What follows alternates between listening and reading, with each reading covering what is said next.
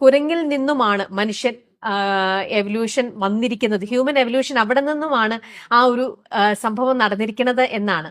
പക്ഷെ സർ അവിടെ അടിവരയിട്ട് പറയുകയാണ്, നമ്മൾ മനുഷ്യർ ഉണ്ടായത് കുരങ്ങിൽ നിന്നല്ല, മറിച്ച് ദൈവം തന്നെയാണ് നമ്മളെ സൃഷ്ടിച്ചതെന്ന്. എന്താണ് സർ സാറിന് അത്രയും ഉറച്ചത് പറയാൻ മാത്രം? സർ അതിനെ സാറിന് പ്രൂവ് ചെയ്യാൻ പറ്റുമോ? ഇതിന് സയന്റിഫിക് ആയിട്ട് പ്രൂവ് ചെയ്യാൻ സാധിക്കും. സാധിക്കും. അത് ആദ്യം ഞാൻ ഒരു പരിണാമവാദി ആയിരുന്നു. 10th സ്റ്റാൻഡേർഡിൽ പഠിക്കുമ്പോഴാണ് പരിണാമവാദ്യത്തെ ആദ്യമായിട്ട് മനസ്സിലാക്കുന്നത്.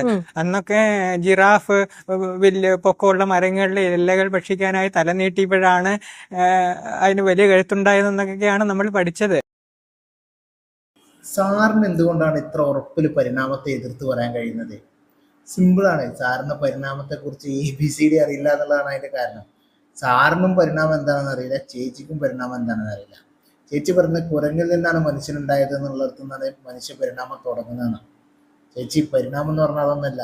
പരിണാമത്തിൽ എവിടെ കുരങ്ങിൽ നിന്നാണ് മനുഷ്യനുണ്ടായതെന്ന് പറയുന്നില്ല, മറിച്ച് മനുഷ്യനും കുരങ്ങനും ഈ ഭൂമിയിൽ കാണുന്ന എല്ലാ ജീവജാലങ്ങളും ഒരു പൊതു പൂർവികൻ നിന്നാണ് ഉണ്ടായത് എന്നാണ് പരിണാമ സിദ്ധാന്തം പറയുന്നത്.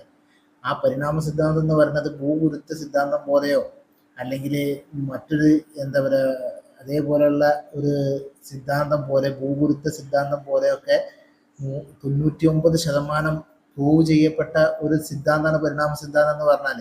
അല്ലാതെ അത് കുരങ്ങിൽ നിന്ന് മനുഷ്യനുണ്ടായി, ഒരു സുപ്രഭാതത്തിൽ ഒരു കുരങ്ങൻ മനുഷ്യനായി തീർന്നു എന്നുള്ള ആ മറ്റേ സ്കൂൾ കഥ എന്നല്ല പരിണാമം എന്ന് പറഞ്ഞാലേ. അപ്പൊ അതിനെപ്പറ്റി വലിയ ധാരണ ഇല്ലാതെയാണ് ഈ സംസാരമൊക്കെ സംസാരിക്കുന്നത്.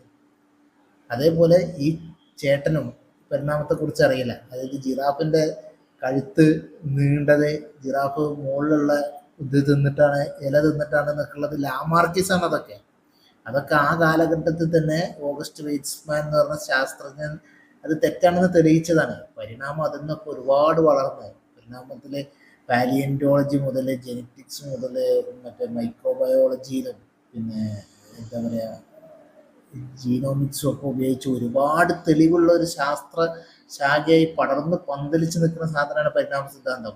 അപ്പോൾ പരിണാമ സിദ്ധാന്തം തെറ്റാണെന്ന് തെളിയിക്കാൻ ഈ ജാതി ഉടായ്പകളൊന്നും പോരാ. അത് ഇത്ര കോൺഫിഡൻസോട് കൂടി അത് തെറ്റാണെന്ന് പറയാൻ കാരണം അതിനെക്കുറിച്ചൊന്നും അറിയില്ല എന്നുള്ളതാണ്.